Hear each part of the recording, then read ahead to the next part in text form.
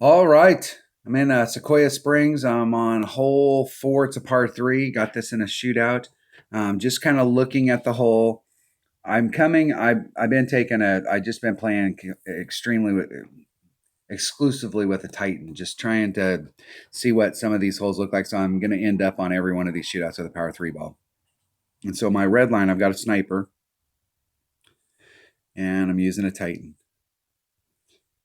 And just like I've played this hole a couple times, and my observation was the very first time I was on the hole, my minimum club is there, my max club is here, so I'm starting off in this area here, so I'm in mid club, and the first time I was on the hole, kind of like my first observation on it was is that I used a mid number, and the way I play my sniper is 1, 1.2, 1.5, and I used the mid number, and it wasn't enough. And so I on this particular shot, I believe I use a max number, even though I'm in mid club. So that's a 20% increase in wind just by doing that. And it looks like I probably should do a little bit more. I was 2 rings off of this transitional surface. This is one of those holes that I can very easily see in the tournament where they give us wind that's blowing in this direction so that we have to adjust over the sand. So I'm not sure if I I'm not sure if I really like. I may, if that's the case, I may bring out a 3 side spin ball so that I can get 3 rings off of this transitional surface and at least try and give myself a little bit more room. But we'll have to see which way they give us wind in the tournament.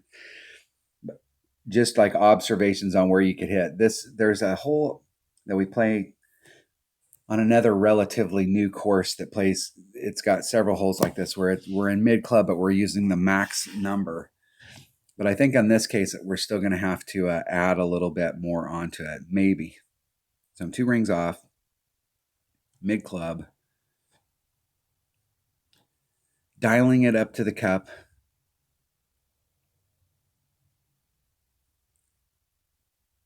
So 6-9, just trying to do a straight up wind adjustment. There's 5, 6, 7, full 7 rings. Of course, I can't hit anything perfect. Why would I be able to hit anything perfect? So that was like a 1 ring great to the right or a 1.5 ring great to the right.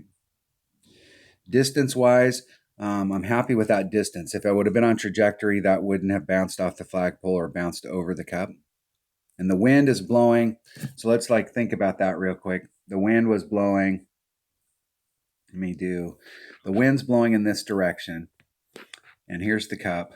I hit a 1 ring great to the right and I ended up on this side. So I'm not sure whether just doing a max number at mid will put me on trajectory or if I'm still going to have to add on.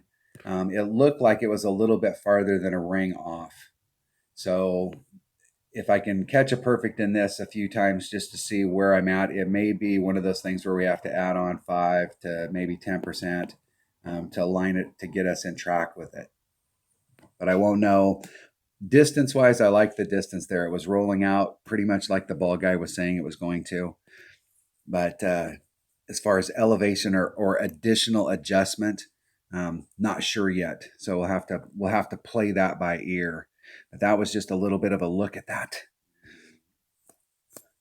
I've hit this hole several times, and I'm still trying to get used to our new bullseye. So let's see what our opponent does here. Let's see if they're on track with the hole. And they've got a sniper 8, and it's 100% accurate. So it's 1 per ring. You got a 7-4 wind. So let's see how many rings they move. Okay, so there's the outside edge.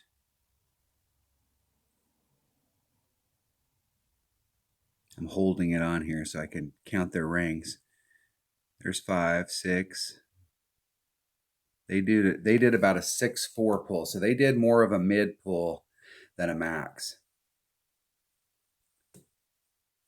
So if they were counting it as and you can see how far they didn't take off enough wind. So we definitely, if you want to use your mid number, it's probably going to be mid plus 20 plus maybe a little bit more, or you could use your max number. Stick with the 1 per ring. I will probably stick with the 1 per ring because it's easier to do the math. So if I need to do one per ring and then add on some, it's going to be easier than going, hey, I'm going to do a 1.2 plus 32 or 35 or 25 or whatever that number has to be. Because the way that that'll work is you'd have an extra part of your equation. So if you decided that you were going to stick with 1.2, you were going to stick in the mid, whatever mid number you use.